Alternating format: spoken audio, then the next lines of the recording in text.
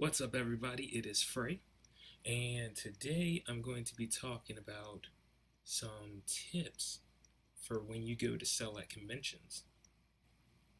It's time to make that money, baby.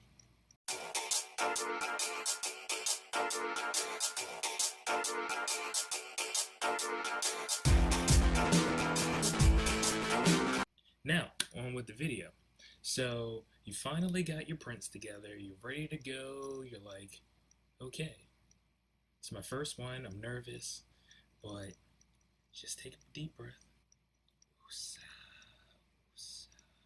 and prepare for the funnest time of your life. This is like, it's nerve wracking, but at the same time, it is so awesome.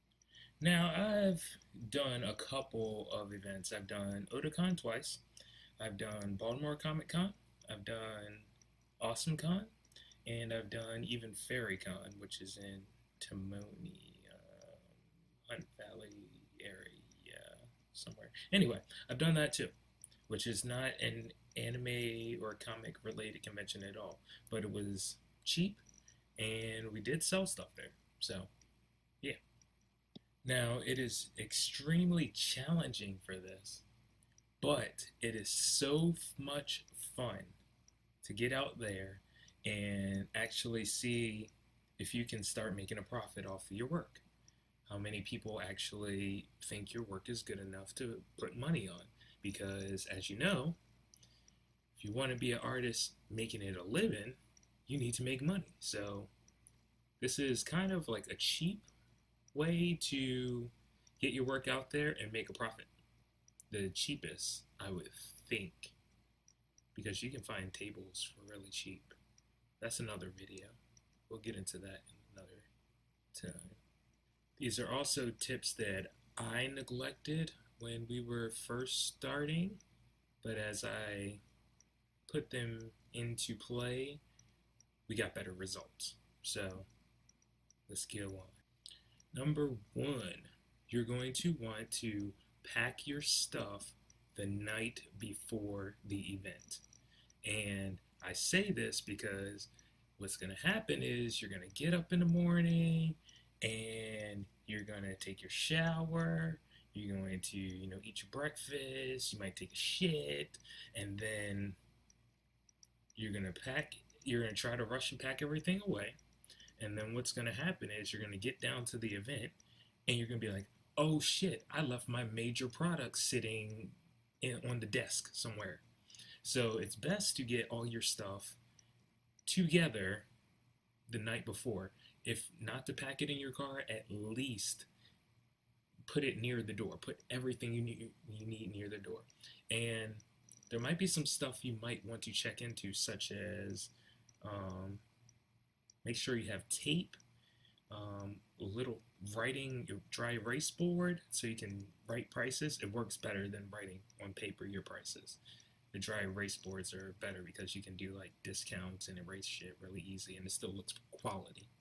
Also, a credit card reader, you're going to want to have that in supply because you're going to lose a lot of damn sales if you don't have a credit card reader. I'm just saying. Also, make sure you have change. You're going to need dollars, you're going to need fives, and you're going to need coins. Number two, what you're going to want to do is get your table as soon as possible. This is how...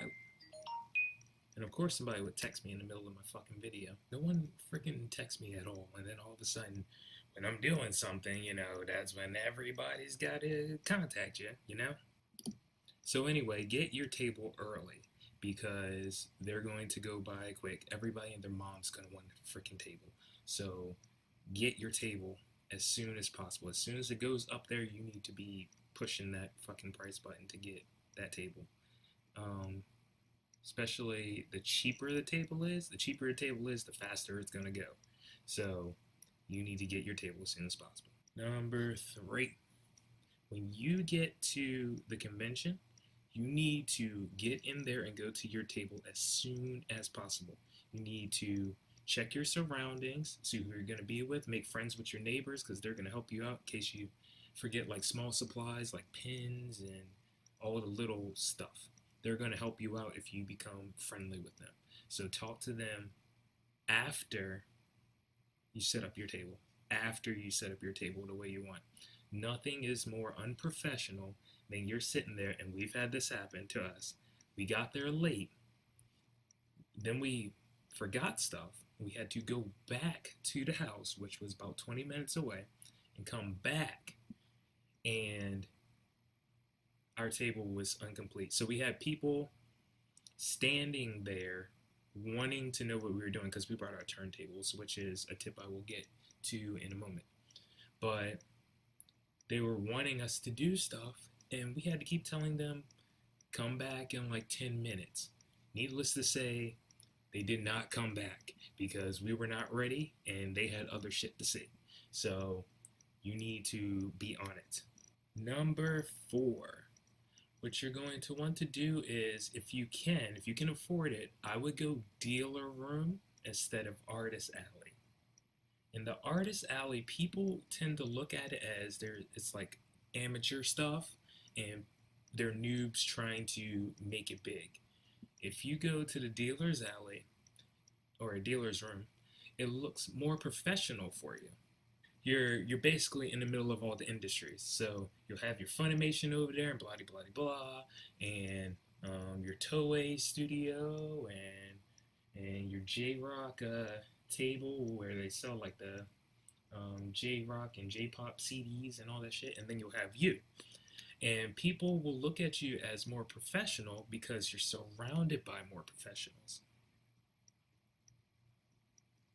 So do dealer alley if it's not too expensive. I know some of them get ridiculous. I think Otacon's is like over $1,000. Don't do that. And number five, talk to everyone. Everyone. And don't just make it all about the sales. If you see someone that's cosplaying something, walk up to them and be like, hey man, it looks awesome. I fucking love One Punch Man.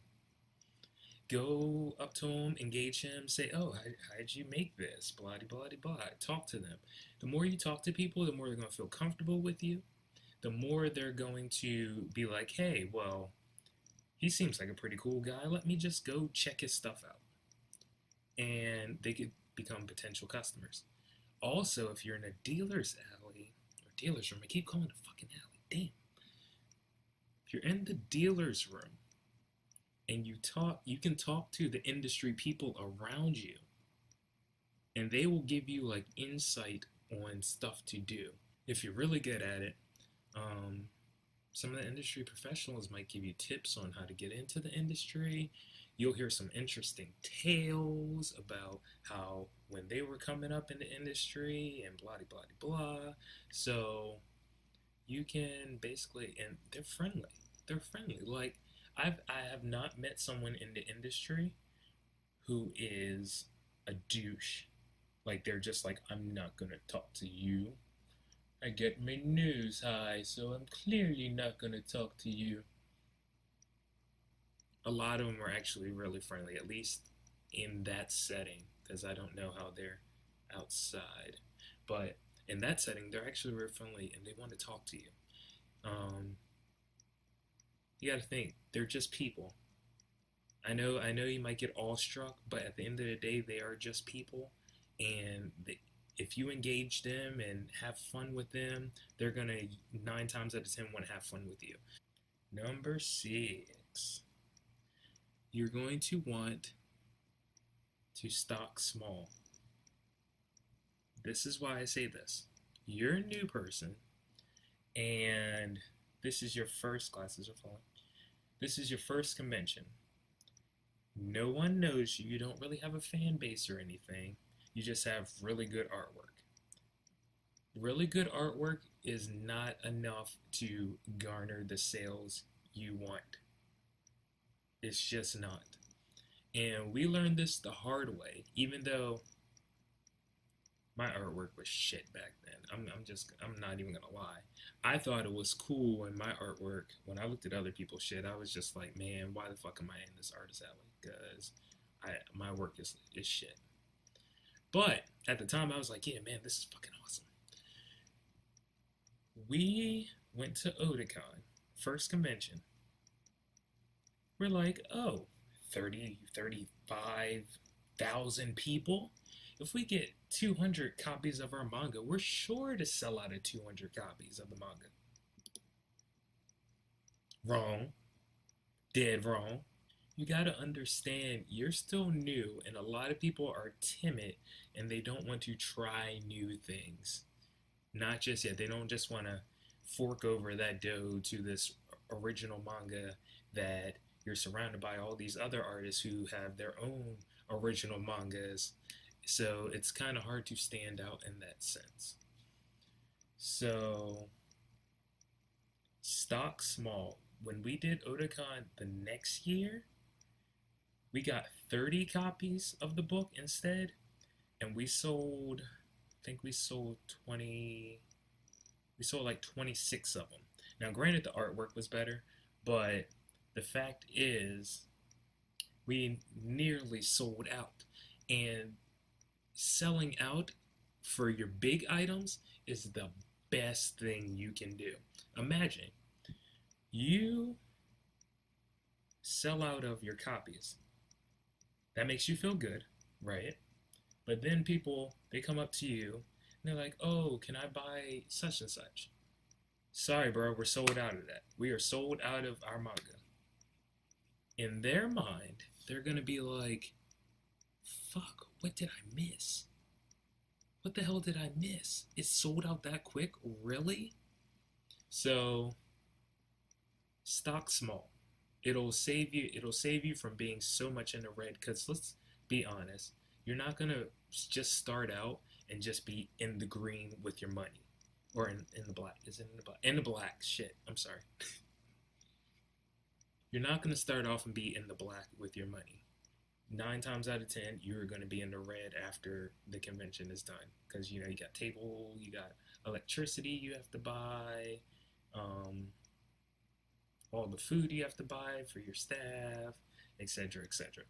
So you're going to come off in the red. But it's better to come off in the red minus 60, 70 bucks compared to our first time where we were like minus 1,500 bucks.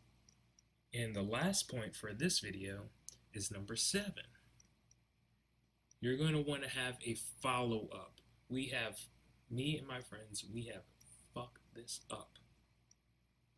We have fucked this up for so long, which is why it took me so long to actually start getting momentum, because every convention we did, we had no follow-up. We didn't have a business card. We didn't have an Instagram account to tell them to go to, a Facebook. We didn't have a website. You need these things, because especially if you do that small stock and you sell out of your small stock, people are going to want to follow your projects, because they're going to be like, damn, maybe I can get it online, or maybe I can I'll be the first to know when the next product comes out. So what you're going to want to do is have business cards, have bookmarks, have anything that you can find to promote yourself that you can have them follow up after the convention. So that's it for this video. I'm going to actually do a part 2 because there's some more tips that I want to give you, but this video is getting kind of long, so I'm kind of like, If you go to my website, enlock.com, www.endlocké.com. There's a jingle in there somewhere. There is actually a blog of this part 1 video, and it goes into more detail, and you can see pictures of how our tables looked, how we interacted with people, and stuff like that. That's all for me on this video. If you like, and click and subscribe and do all that wonderful stuff that makes me feel good inside, I would really appreciate it. Take care, stay golden, and I'll talk to you later.